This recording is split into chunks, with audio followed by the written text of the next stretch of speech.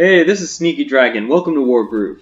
Today, we're not going to be taking a look at my P2 quick match versus a Caesar. Goodness no, we're going to be looking at the top 5 plays from the Groove of War 3 tournament. These plays were specifically chosen by the Wargroove tournament team for being incredibly awesome, either mathematically cool, unexpected, or just damn fun to watch. So let's get started.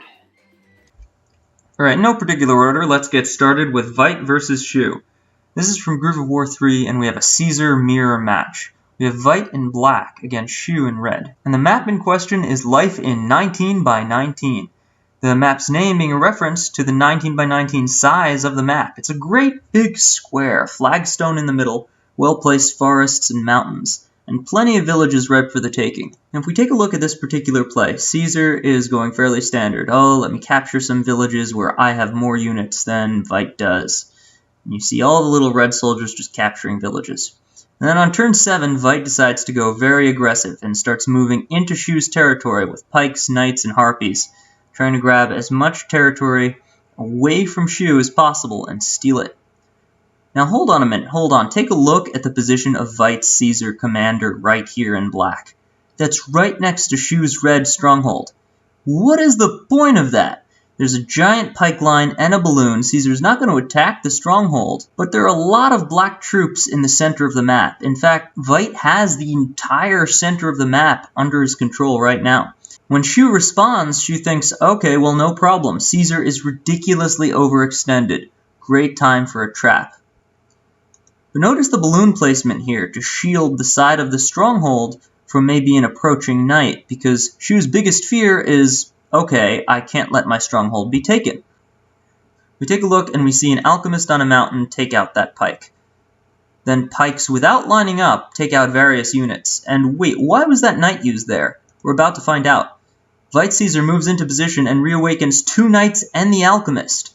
This is ridiculously important, because the alchemist can take out that balloon. A harpy just wouldn't have been enough. And now look at that stronghold position and look at the position of the knights. They are perfectly placed for a double stronghold crit, which was enough to take it down. Very well played in the Caesar mirror. Alright, this next play is a quickie. It's going to take place on Merchant Mountain version 1.2. We have Gnashing Goat in blue as Ragna versus Dafone in red as Emmerich. Now if you take a look, Gnashing Goat in blue is about to set up the world's greatest defensive line against the approaching Emmerich.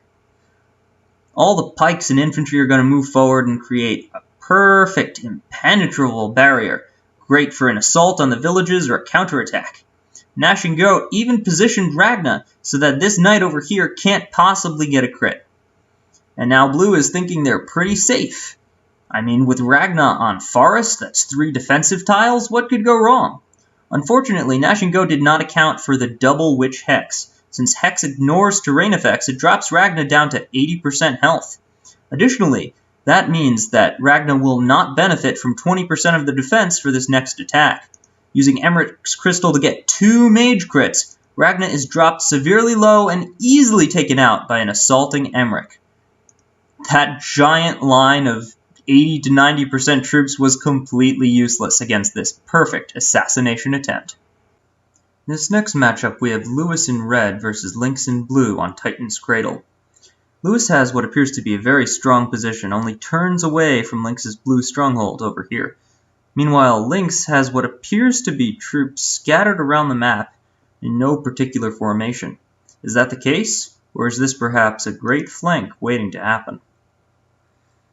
Lynx moves in and starts dealing damage to Lewis's formation, taking out a few pikes with dragons and mermen, and attacking from all sides. Great Witch Hex goes off, dealing lots of damage, and now the pikes are all at 9%. What is Lewis going to do? This I feel like might be a bit of a mistake. Lewis dives right in, attacking the stronghold with a knight, taking out the witch, dealing lots of damage. And then Nuru decides to port an alchemist to go after the dragon here. But take a look at that positioning. This entire squadron of pikes is completely untouched. Nuru is too far from the stronghold to hit it. Really, what Lewis is going for is, okay, maybe I can take down this stronghold with pikes and the knight, but the positioning is just all off. Dark Mercia is blocking most of the units from gaining access to the stronghold. So really, as long as Lynx can clean up, they're fine. Now we see here Lynx takes a counterattack and begins going knight into knight, using mermen and all the units on the side, and it's a perfect flank. You're getting attacked from north, south, and east, and Lewis's line is just completely falling apart. Look at that. That was such a great army, and what appeared to be a great formation attacking a bunch of scattered units was just slaughtered. Lewis here has no choice, being he's about to be surrounded and has pikes at his own stronghold, but to go in and maybe try to close out somehow, or at least catch some ground by dealing damage to Lynx's units, but it's just not enough.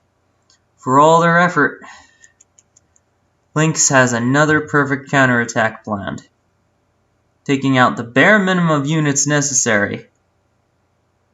With attacking from north, south, east, and west, Lynx is able to close out the game right there with a brilliant assassination on Nuru. Just let's see that again. Let's see that again. The archer goes for that weak pike instead of attacking Nuru directly or going for a more powerful unit. This opens up for a perfect pike crit. That 4% doesn't even risk an attack. It just stops and sets up the crit for the next pike. The knight rides in, dealing great damage to Nuru. And then the merman comes in from the north, removing this pike. And at this point, Dark Mercia just finishes her off. Great play. Alright, for this next play, we've got Dragunov 14 in red versus Dinferno in green. And it's a green finger mirror match.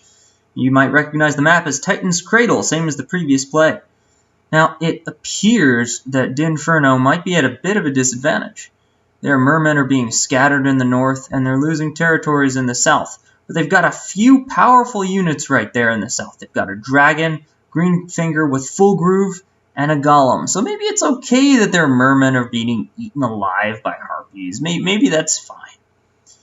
Now you see, Dragunov over on the left is turtling in with knights, alchemists, and pikes. The perfect counterattack to any situation. And there's a witch there. He's ready and building up. And meanwhile, Greenfinger on the Disinferno side is just inching slowly closer with maybe not quite as many units, but definitely some quality ones. Now this right here is the mistake. Dragunov 14 decides to take advantage of his highly turtleable army and turtle in, positioning himself ready to counterattack anything that comes his way, and start building up units for a push. Is Dinferno going to back off? Goodness, no! He's going to run right into the enemy and go for a perfect green finger groove. Now, look at that use of plants. It deliberately blocks off the left side of the stronghold. It is so difficult to get out of there. Meanwhile, leaving an opening right here. The reason that Disinferno left an opening there is because you can't really do anything about that golem, and he knows it. You can attack it with the harpy, it won't do much damage. You can attack it with something else. You're just killing your unit. There is no golem counter on the map right now, so it's as good as any plant. The remaining plants are used merely to guard Dragunov 14's stronghold, so that Dinferno can start setting up to take it down. And notice that use of the village to complement the vines here. It's like, you're not getting out of this. You're not getting out of this. You are completely blocked. The dragon's in position. The alchemist's in position. It's a perfect setup. Dinferno tries to get out of it. He's going all in, using his green figure to maybe attack the golem, get him low enough. Like, as long as he gets him to like 41%, the golem won't get a crit, and he'll be about as weak as he can make it. Puts an alchemist up there on the mountain to defend, but it's just not enough. It's just not enough because Dinferno was ready for all of it. Using the alchemist just to remove something, the dragon can just go through the vines and attack from the other side. They didn't even need Greenfinger to attack the stronghold. That was a perfect takedown. A great use of powerful units to use quality to overcome quantity. Well played. Alright, for this last play, we're back to the big square, life in 19 by 19. We have Myros Sigrid in red versus Deliscore Caesar in black. It's a checker matchup. Now you might know that Sigrid is probably one of the safest and strongest solo push co's in the game. You never want to leave your co exposed, but Sigrid's ability to assassinate one really powerful unit and heal herself back up to full makes her a little bit safer than normal.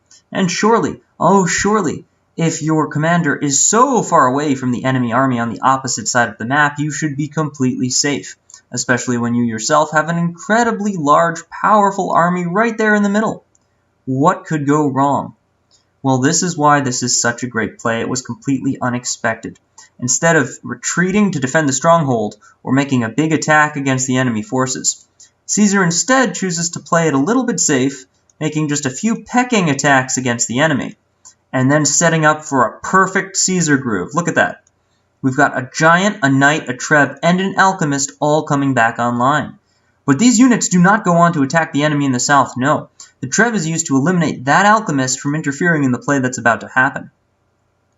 The alchemist moves not to attack Sigrid, but to block her, and the giant goes for that alchemist over there. Now the knight gets a nice crit on Sigrid, and this alchemist moves up in preparation for a later turn. Notice the position of that ballista. That'll come in handy later. Now a pike and a aeronaut are made, and hold on a second.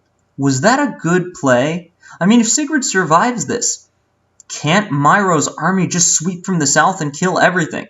Well, that's almost what happens. Look, Myro does huge damage to Deliscor's army, taking out unit after unit with pikes, dragons, and knights. It's a slaughter. But hold on. You could keep going, could definitely hit that treb, hit Caesar, move more units forward. There are options in play. But instead, right after healing Sigrid, Myro surrenders. Why is that? Why did Myro surrender right there? Sigrid's at 8 health. It could probably survive the oncoming assault, and you could definitely do huge damage to Caesar, maybe even kill Caesar in a turn. Why the surrender? Well, let's back it up a bit and look at the math in play. Now, when Sigrid is all said and done, she is at somewhere around 80% health. We don't know where exactly. And that ballista is exactly 5 spaces away, so that's a minimum commander damage of 10%. We'll ignore terrain for now and take it into account at the end. Then we have the aeronaut over here who's going to do a minimum of 15%. You can assume that this alchemist over on the right is going to heal the knight and the golem, and they're both going to attack Sigrid, because that is the optimal way to play this. Now the cavalry will heal to 90%, so that's 23% minimum to Sigrid. And the golem will heal to full, so that's 35% minimum to Sigrid. If you add all that up, that's 83% minimum. If you assume a 5% terrain reduction, because remember, the lower your health, the lower terrain bonuses you get for defense, and Sigrid's already at 80%, so 5% is being generous. Let's assume that 5% drop, and it still does 78% minimum. That is huge. 78% minimum. The odds of each and every person in this rolling exactly the lowest possible roll is 1 over 11 to the 4th. That is not going to happen. Sigrid is most certainly dead, and that is why the surrender happened. An excellent play by Caesar, moving an army all the way to the other side of the map to set up a 2-turn assassination. A wonderful play by Deliscore. Well, this has been Sneaky Dragon, and that wraps up our top 5 plays video. Check out the rest of the channel for more epic Groove of War videos, and as always, welcome to War Groove. Catch you later.